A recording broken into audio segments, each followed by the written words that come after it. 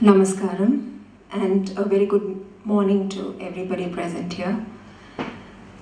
First and foremost, I would like to thank the Trinity Arts Festival, Apurva, and the committee members for having me as a part of Navadisha.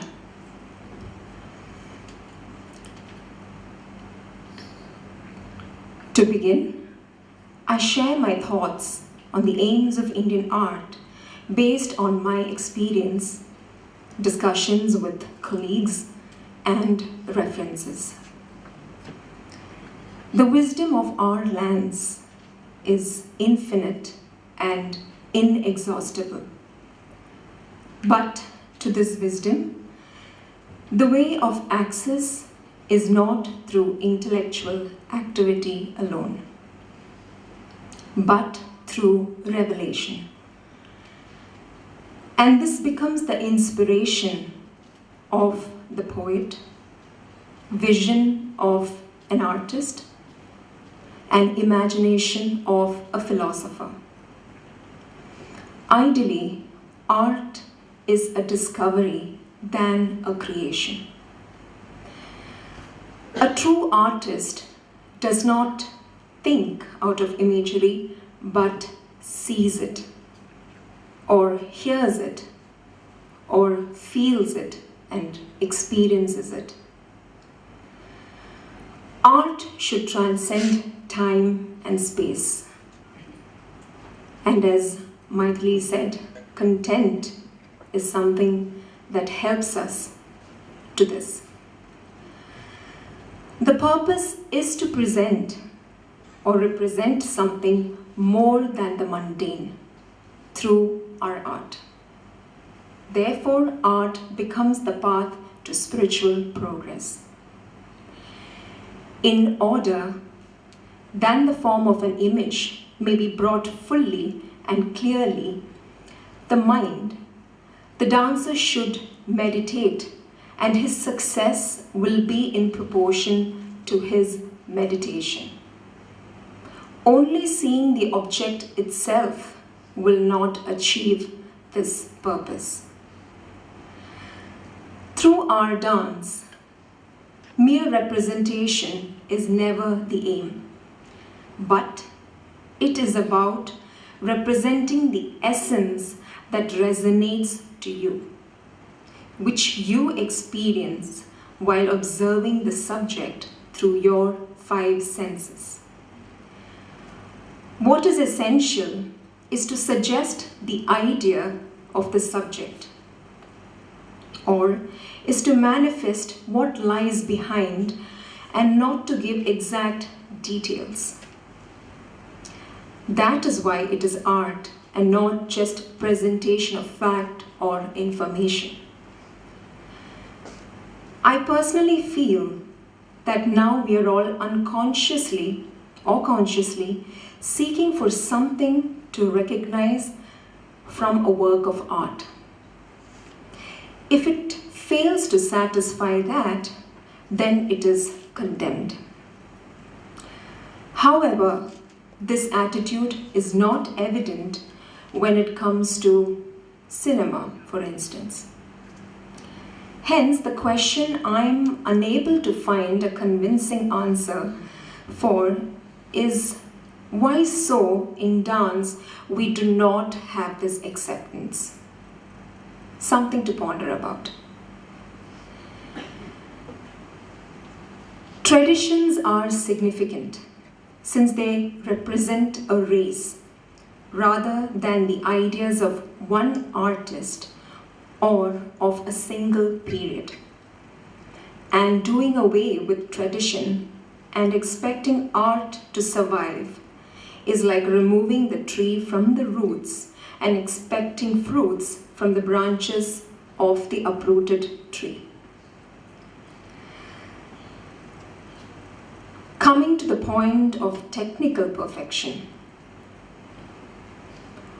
we continuously train our instrument, which is our body, relentlessly through rigorous adabus as well as yoga, kalari, pilates, etc.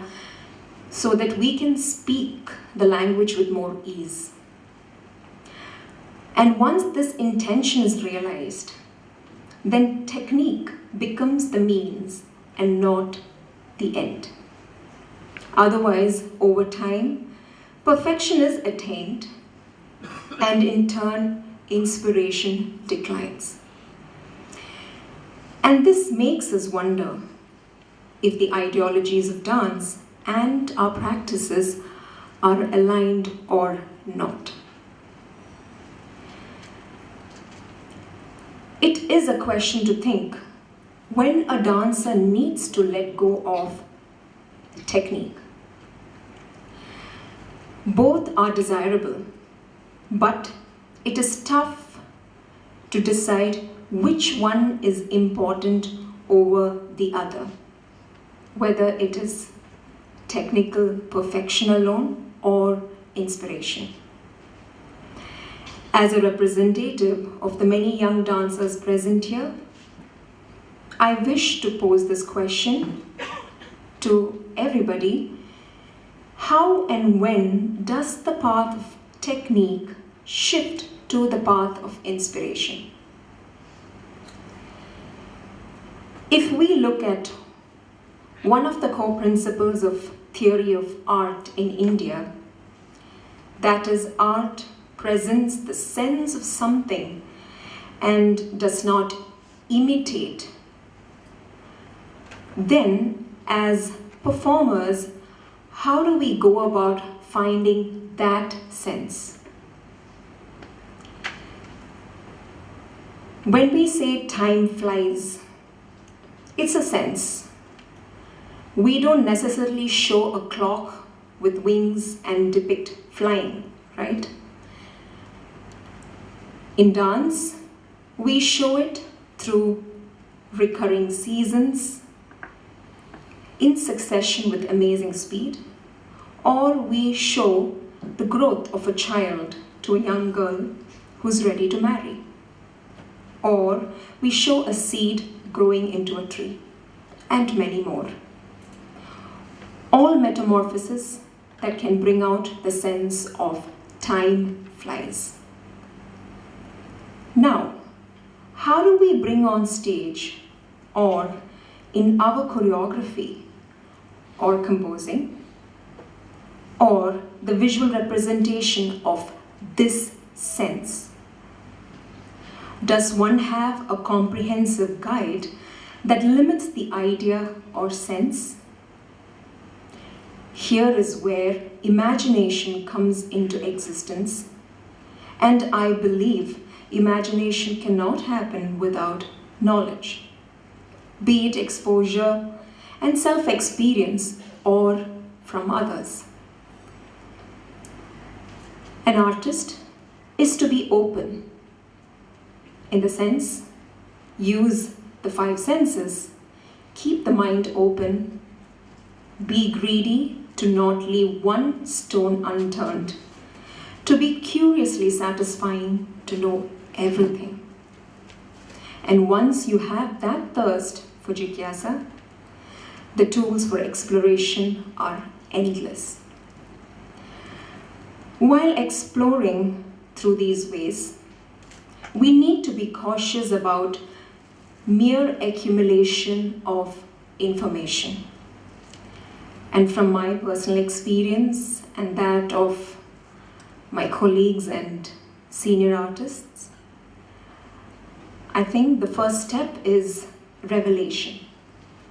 When, as a dancer, we take up a concept, the research should not only be to discover what others have said about it, but through what others have said, what does that reveal to my innermost conscience? Second, conviction.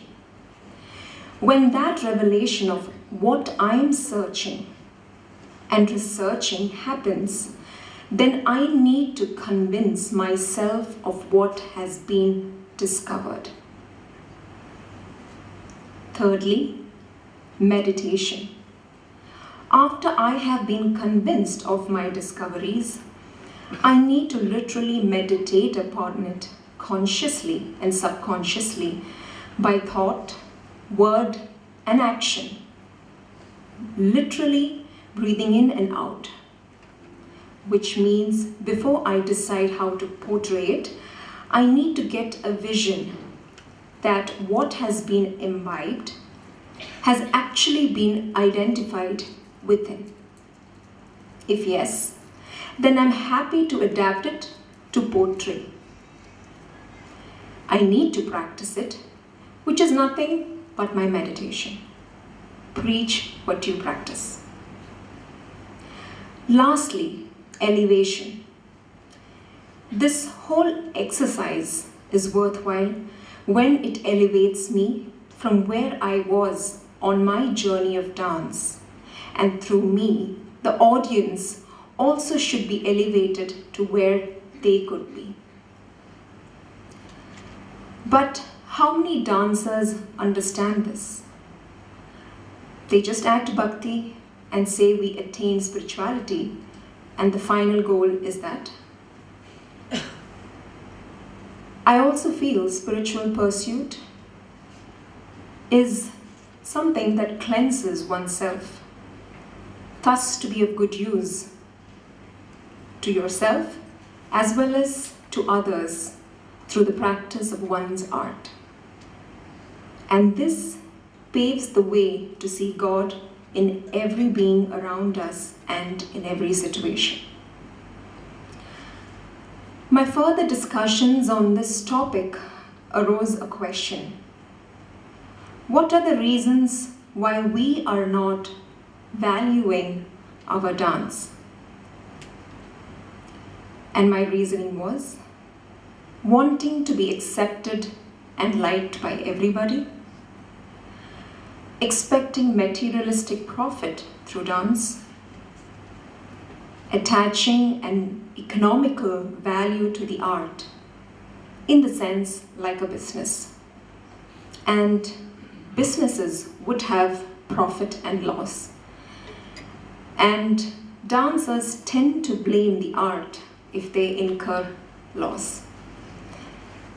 And I feel this is what makes dance in the long run a non-viable profession for many youngsters. Thus, it has become more a performance art and not an art of life, and therefore no healthy competition with our own selves but with others. And this makes the pursuit less mindful. If you have noticed, it is the culture comprising of art and architecture that is highlighted when it comes to introducing a country. And this makes it important to resurrect the knowledge systems of the past. I feel trying to resurrect these knowledge systems and dance traditions of the past is a battle of conflicts and variables. As a community of artists, we all need to come together and put thought to what we can do individually and as a collective to bring back the bygone knowledge systems of the past, and not just the dance style, though it could be the first step to it. The knowledge system of the dancers in the past was based on the education system that existed then. For instance, the 64 kalas that one would learn and later specialize in one. Now times have changed, and due to the change in human needs, which is fine since change is inevitable, but the need to revive these knowledge systems for those learning the dance or the arts is essential and the need of the hour. Otherwise, only puppets and clones are created and not thinking artists. As per my limited knowledge and awareness, I think there is no dedicated institute or an organization or a representation and supporting for the sustenance of individual works that's being undertaken for reviving these knowledge systems. And this is where I feel art conservatories could be a solution, because conservatories are free-spirited. It is like a lab, unlike universities which have a lot of guidelines and rules, making them limited to an extent. Appointing a scholar in a university has many protocols and requirements, whereas in an art conservatory, these would not be required. And I feel knowledge, experience, and the artist's persona would be the prerequisites for being employed in a conservatory of this nature. And creating art conservatories would help in creating jobs for people involved in these kind of research and investigation. And this would also multiply the studies of this nature in time. Instead of just having one person do everything, we could engage more researchers under a senior guide or mentor. And this way, the quality bar would be raised and the formalities can be standardized. And finally, this way, the values attached to art would be alive, like aesthetics beyond beauty, excellence over success, attitude over altitude, and that art presides over the artist. I thus conclude my talk with the hope that we continue to find a balance between these ideologies and our practice, both individually and as a collective. Thank you.